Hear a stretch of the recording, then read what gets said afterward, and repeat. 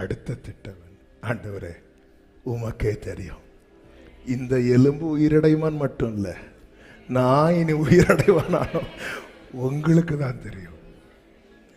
ஏன் இங்க நிறுத்துறாருன்னு ஒருத்தன் யோசிச்சுட்டு இருக்கும்போது அவன்கிட்ட டிஸ்கஸ் பண்றாரு, இது உயிரடையுமா? என்ன ஆண்டவருங்க,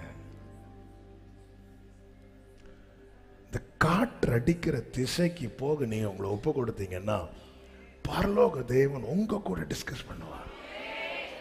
இன்னும் ஒரு தேவன் அவர் டிஸ்கஸ் பண்ணுவார், உயிரடையுமா? ஹல்லேலூயா. உலகம் நம்ம கூட இருக்கிற உறவுகளே நம்ம கிட்ட கேட்டு ஒரு காரியத்தை செய்ய யோசிக்கும் போது பரலோக தேவன் வந்து இங்க பாரு, இது உயிரடையுமா? எப்படி? நீ உன்னுடைய அபிப்பிராயம் என்ன? ஆமென். எவ்வளவு பெரிய தேவன். ஆண்டவரே, உங்க விருப்பப்படி தான் என் வாழ்க்கையில் இந்த காற்றை வீச பண்றீங்கன்னு தெரியுது.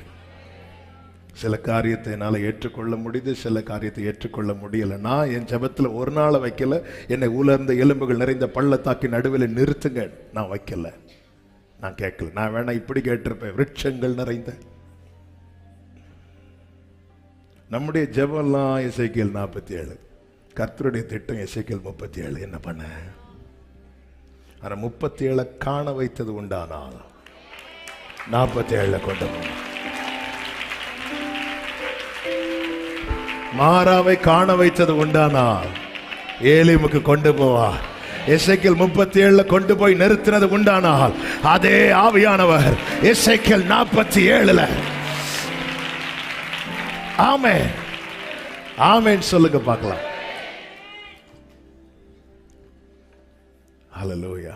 அடிக்கிற இந்த காற்று அடிக்கிறது தெரியாது,